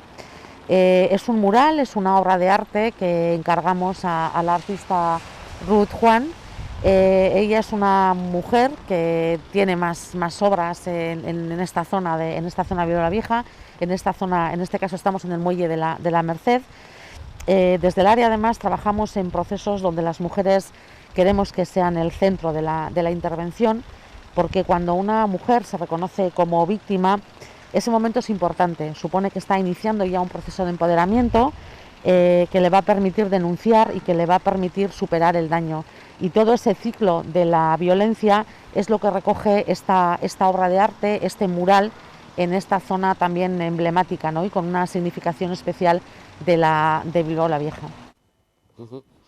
Pues estos bonitos murales siempre acompañan, y sobre todo cuando tienen este fin de llamarnos la atención, hacer una llamadita de atención a las mujeres y a los hombres. A ver, que sí, que ya me acabo de enterar que hay partido del Atleti, nada, que es broma, que a las 9 de esta noche que juega el Atleti y lo hace en Cádiz. Además, sé hasta decirles dónde juega y todo, que me lo he apuntado. En el Ramón de Carranza, a las 9 de la noche. Cádiz Atleti, de Liga. Esto es de Liga. Bueno, pues terminaremos hoy este espacio informativo escuchando las declaraciones, cómo afronta este encuentro el entrenador Marcelino García Toral, lo que llaman el prepartido. Prepartido Cádiz Athletic a las 9 de la noche. Pero antes también tenemos que ofrecerles una información más de la capital vizcaína, que hace referencia, pero no queríamos hacer esperar a nuestra interlocutora, hace referencia precisamente a los edificios de viviendas, en este caso en la capital vizcaína, que han pasado la inspección técnica y casi el 100% han presentado la ITE desde el 2015 para velar por la conservación del patrimonio edificado. Son en total 6.599 edificios del parque de viviendas de la villa con más de 50 años de antigüedad y que han cumplido con su obligación de presentar la inspección técnica en los últimos 6 años. En 2020 el grado de ITE, o sea de inspección técnica de edificios presentados, había sido del 77,8%. Recuerden que en el 2021 404 portales tienen esta obligación de realizar esta correspondiente inspección, 140 por tener una antigüedad superior a 50 años y 264 por haber transcurrido 10 años desde la presentación de la anterior inspección. Vamos a escuchar al concejal de Vivienda, Asier Abauza, explicar los pormenores en este balance. Hoy, como en años anteriores, venimos a hacer balance de todas las licencias solicitadas, tramitadas durante el pasado ejercicio 2020, así como de las inspecciones técnicas de edificios que se han presentado durante el pasado ejercicio 2020. Como titular principal, mencionar que en Bilbao tenemos, yo creo que uno de los grados de cumplimiento más altos de todo Euskadi en cuanto al cumplimiento de la obligación de las comunidades de vecinos a la hora de presentar la inspección técnica de edificios en el plazo que corresponde. De ese modo, desde 2015, en el que empezamos en el Ayuntamiento de Bilbao a calendarizar todas las inspecciones técnicas de edificio que se debían presentar en cada uno de los plazos para cumplir con lo que la ley establecía, el 99,18% de todas las comunidades de vecinos que tenían que pasar por este trámite lo han hecho. En el desglose de la tabla que os adjuntamos podéis ver, pues en 2015 el grado de cumplimiento fue del 99,7%, 2016 99,5%, 2017 99,3%, 2018 99,5% aproximadamente, 2019 98,73%, y el pasado año, 2020, las inspecciones técnicas de edificio presentadas ascienden al 77,7%. Un porcentaje que entra dentro de lo normal, ya que hay muchas comunidades que, tocándoles presentar la inspección técnica de edificios el ejercicio pasado, es muy posible que estén culminando la tramitación o lo hayan terminado en los últimos meses del pasado ejercicio 2020 y, por lo tanto, suele ser habitual que a lo largo de este primer semestre del año se completen los trámites administrativos correspondientes, igual que en años anteriores, pero como podéis ver, la media de cumplimiento en todos los años precedentes se mueve entre el 98,5% y el 99,5% de cumplimiento, ¿no? Yo creo que es una cifra pues realmente significativa a este respecto. Mencionar que están obligados a pasar la inspección técnica de edificios todos aquellos edificios que cuenten con una antigüedad mayor de 50 años, así como aquellos que se quieran acoger a cualquier tipo de convocatoria de ayudas públicas, ya sea del Ayuntamiento, del Gobierno vasco o de cualquier otra institución pública de Euskadi, y también aquellos edificios que están catalogados. Precisamente por eso, por el hecho de que también para solicitar una ayuda pública se tenga que pasar la inspección técnica de edificios, es la razón por la cual el año pasado tenían que pasar 6.599 edificios la inspección técnica de la ITE y, sin embargo, tenemos 7.501 ITEs presentadas. Ese diferencial de 6.599 a 7.500 se corresponde con esos edificios que, no teniendo más de 50 años ni ser edificios catalogados, sí se presentaban a convocatorias de ayudas públicas o subvenciones y, por lo tanto, tramitaron las correspondientes ITEs en sus edificios. Con respecto a este ejercicio 2021, hay 404 edificios que tendrán que pasar este año 2021 la ITE, de los cuales 140 les toca por antigüedad, porque cumplen los 50 años en este 2021, y 264 porque desde que tramitaron la anterior inspección técnica de edificios ya han pasado 10 años y, por lo tanto, les toca volver a pasarla. Comentar también respecto a la ITE lo que otras veces hemos resaltado, incidido, y es que la inspección técnica de edificios consiste en un chequeo general del estado de conservación del edificio, en el cual se tienen que revisar todas las cuestiones generales del mismo, fachadas, estructura, cimentación, cubiertas, instalaciones, así como adjuntar un informe de accesibilidad y un certificado de eficiencia energética. El técnico que informa, que redacta la ITE, que tiene que ser siempre un técnico cualificado, un arquitecto técnico, un arquitecto, deberán además indicar las deficiencias que identifiquen dentro del edificio y graduar la relevancia, importancia o gravedad de esas incidencias, marcando un calendario o un plazo para la reparación de esas deficiencias identificadas. El ayuntamiento es quien se ocupa de velar que la comunidad acomete aquellas deficiencias graves o muy graves que se hayan detectado en el informe y en el plazo que en el informe se establece. Y, por lo tanto, si la comunidad no acomete las obras, bueno, pues recibirá un recordatorio del ayuntamiento para recordarle que tiene que cumplir con la obligación de atender esas reparaciones, ¿no? Que en algunos casos pues son por humedades, por filtraciones, grietas, bueno, un poco de todo en ese tipo de deficiencias de los edificios. Recordar también que tenemos convocatorias de ayudas abiertas. En la comparecencia anterior di cuenta de las nuevas convocatorias de subvenciones del ayuntamiento, tanto de accesibilidad como para la reparación de elementos estructurales, así como de las ayudas que Survisa da en los barrios en los que interviene y que, bueno, se pueden aplicar a las reparaciones que surgen de estas inspecciones técnicas de edificios. Por otra parte, y entrando en el capítulo de licencias tramitadas durante el pasado ejercicio, el Ayuntamiento de Bilbao tramitó el año pasado 5.904 licencias de obra en distintas modalidades: comunicación previa de obra, procedimiento abreviado, procedimiento ordinario o licencias de obra mayor, lo que supone, en comparación con el año 2019, una reducción de un 13% aproximadamente en cuanto al número total de licencias. Desgranándolo por la tipología de licencia solicitada, las que menor reducción han tenido son también las más numerosas, son las comunicaciones previas de obra, que se redujeron únicamente un 8% en comparación con el ejercicio anterior. Este tipo de comunicaciones son las que, bueno, son intervenciones de menor entidad dentro de las viviendas, en las que no hay, bueno, una gran trascendencia en cuanto a la intervención en la misma, no hay modificación de instalaciones, tampoco hay alteración de la distribución del edificio y, en el caso de que estuviéramos hablando de enchapados, sería en edificios de estructura de hormigón, porque el cambio de enchapado de una cocina o de un baño, por ejemplo, en un edificio de madera, no estaría amparada por esta comunicación previa de obras. En la siguiente tipología tenemos las licencias de procedimiento abreviado o licencias de obras menores. Aquí se ha reducido un 16% el número de licencias de esta tipología.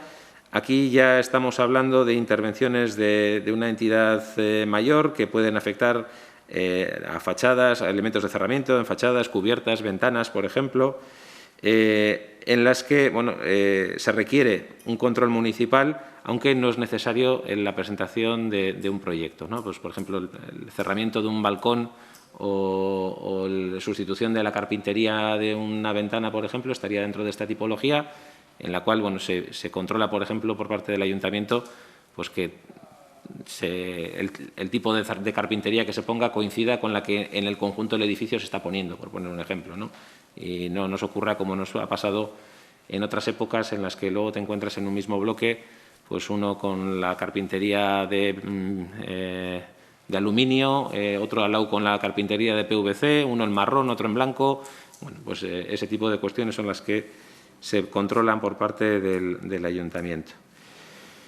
En la siguiente tipología estarían las licencias de procedimiento ordinario, que se han reducido un 22% con respecto al año anterior. Aquí ya estaríamos hablando de ejecuciones que precisan tanto de proyecto como de dirección técnica, pues en los que hay un cambio de distribución, por ejemplo, dentro de la vivienda, que se va a cambiar la cocina, donde están las tomas de gas, las tomas de agua, que el baño se va a modificar sustancialmente con respecto a cómo estaba anteriormente, por ejemplo.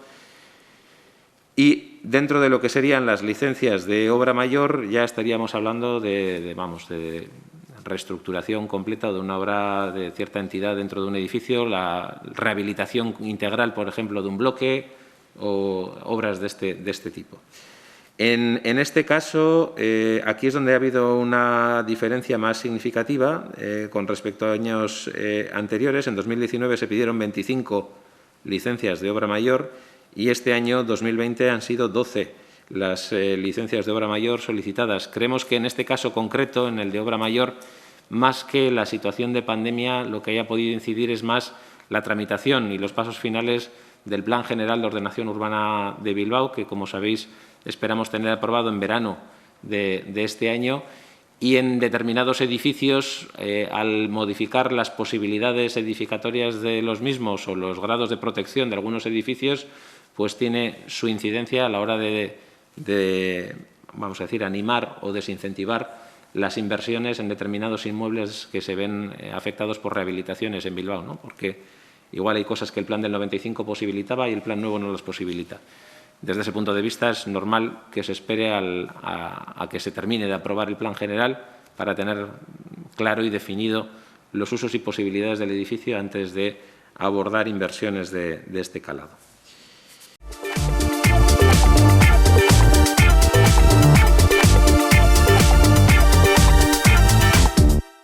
Bueno, pues desde el principio de año todo ha sido muy intenso, muy rápido, muy exigente. También, pues siempre que entra un cuerpo técnico nuevo conlleva en la mayoría de los futbolistas un desgaste físico y mental aún mayor. Jugamos muchos partidos, también jugándonos títulos, la posibilidad de llegar a una final de Copa, la Liga por el medio con 2 partidos contra el Barça que también te exigen muchísimo y te desgastan. Creo que les ha venido muy bien. Teníamos previsto este descanso y fenomenal. Y en cuanto a tener a toda la plantilla disponible, prácticamente tenemos a todos. Vamos a ver cómo evoluciona Iker, que ayer no pudo entrenar del golpe que recibió en la espalda en el partido contra Levante en los últimos minutos. Y está previsto que inicie el entrenamiento a ritmo normal y a ver cómo evoluciona durante el mismo. Ahora, ¿cómo ves? ¿Cómo ves la Liga? Como tú dices, prioritario. Tenemos que ganar. El Athletic en esta temporada solo ha ganado un partido fuera de casa. Tenemos que mejorar esos números, es obvio. Muchas derrotas, 3 empates, solamente una victoria. Tenemos la posibilidad de sumar una segunda porque jugamos el partido mañana y tenemos que afrontarlo con esa necesidad, diría yo, sin buscar la obsesión, porque la obsesión siempre puede llevarnos a la negatividad, pero sí, como decía antes, la necesidad de que tenemos que ganar, tenemos que sumar puntos, tenemos que subir puestos en la tabla, que a la vez supone alejarnos de los puestos de abajo. Y ese es el objetivo, jugar un partido intenso, fuerte. Sabemos que allí en Cádiz los equipos sufren, el Barça incluso perdió en el Carranza. Tenemos que trabajar muy fuerte, muy duro, sabiendo que el Cádiz nos va a poner las cosas muy difíciles porque solamente tiene un punto menos que nosotros y está en una situación también en la que quiere sumar. Todo ello nos lleva a jugar un partido de máxima exigencia y con la ambición de ganarlo, ¿no? El Athletic podría tenerse que centrar en salvarlo de abajo y ver ya muy difícil lo de arriba. ¿Lo tomas así este partido o todavía no? No me quiero poner en esa circunstancia, no me quiero poner, porque ahora, como supongo que entenderás, nosotros en nuestra cabeza solo cabe la victoria. No porque juguemos contra el Cádiz, sino porque es nuestra mentalidad para jugar cada partido o esté enfrente el rival que esté. Entonces, ahora mismo nos ponemos en la situación de dificultad, pero a la vez de necesidad y de ambición para, como vengo comentando, para ganar ese partido. Y es lo que tenemos que pensar. No cabe en este momento otro pensamiento que no sea ese, y por lo tanto no puedo aceptar como el pensar en una posibilidad que no sea el ganar. Tras la derrota del Cádiz en Anoeta, el presidente del Cádiz, el señor Vizcaíno, mandó una carta al presidente de la Federación, Rubiales, quejándose de la aplicación del VAR en el caso de su equipo. ¿Teme que esta circunstancia mediatice el partido?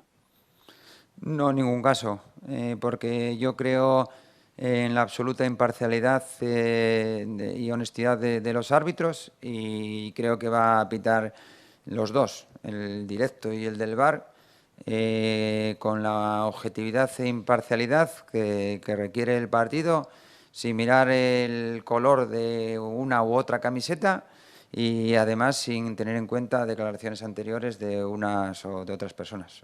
Así que no me cabe ninguna duda que desde ese punto de vista tengo problema o pensamiento cero, y lo que sí nos tenemos que centrar es en el partido y en cómo ganar al Cádiz, que no va a ser fácil, pero que debemos de hacer todo lo posible para lograrlo. Me imagino que estarás con Ismael volviéndote loco, ¿no? Para el prepa, digo, hablando de los esfuerzos de unos de otros y encajar todas las piezas para que la gente llegue con las piernas frescas a cada choque que va a haber, que van a ser muy importantes. Sí, es cierto, pero no podemos pensar muy allá. Nuestro pensamiento se centra en lo inmediato, sí teniendo en cuenta las cargas que hemos sufrido durante este mes y cómo se encuentran los jugadores desde el punto de vista físico en cuanto a desgaste, y lo que sigue que no vamos es a correr riesgos que pueden perjudicar lo que es ya el equipo a corto plazo, porque es obvio que cuanto menos lesiones haya es mejor para todos, para el propio futbolista y también en beneficio del equipo, pero no vamos a pensar a tan largo tiempo. Nuestra idea es ganar. Creo que la mejor forma de llegar a esos partidos que comentas es ganar, es ganar, es ganar y es ganar. Y todo eso significa pues que estaremos en un ambiente de confianza, en un ambiente de positivismo, y que es lo que creo que nos va a activar en la forma adecuada para llegar a esos partidos tan importantes, pero que están muy alejados aún en el tiempo, y creo que cometeríamos un error si pensamos en el final de la escalera y no en el paso siguiente que tenemos que dar. A ver si terminamos un encuentro sin encajar. Ese es el objetivo número 1 para mañana también, además de marcar, lógicamente, para poder ganar. Gracias. Como acabas de comentar, debe ser un objetivo, pero no puede convertirse en una obsesión, porque entonces seguro que encajaremos. Pero lo cierto es que, bueno, no es una excusa, no quiero que nadie lo entienda así. Pero la realidad nos dice que los rivales nos llegan muy poco. El Levante prácticamente un tiro o una ocasión de gol, podríamos decir. El Valencia nos pasa lo mismo, 1-2. El Betis sucede algo similar, 1-2. Y el rival, con un porcentaje de acierto muy grande, determina pues, en gol esa acción de ataque. Pero nosotros tampoco podemos considerar que esto es mala suerte. A mí no me gusta nunca excusarme en eso, que lo considero como tal, pues una excusa, valga la redundancia. Tenemos que pensar que tenemos que ser, si somos contundentes, ser un poquito más para evitar encajar. Pero no debemos convertirnos o convertirlo en obsesión, y sí pensar, y yo se lo digo a los futbolistas, que nosotros estamos muy satisfechos del rendimiento defensivo colectivo que el equipo tiene, a lo largo de los 90 minutos y a ver si somos capaces de aumentar ese pequeño plus para en situaciones puntuales de contundencia y disputa ser capaces de ganarlas e impedir al rival a acertar. Bueno, no cabe ninguna duda que esto es fútbol. Si no hubiéramos encajado gol, pues hubiéramos ganado todos estos partidos 1-0, pero bueno, el rival también pensará lo mismo. Debemos de nosotros pensar en nosotros mismos y todo aquello en lo que podamos mejorar, que creo que es en varias facetas del juego, hacerlo lo más rápidamente posible.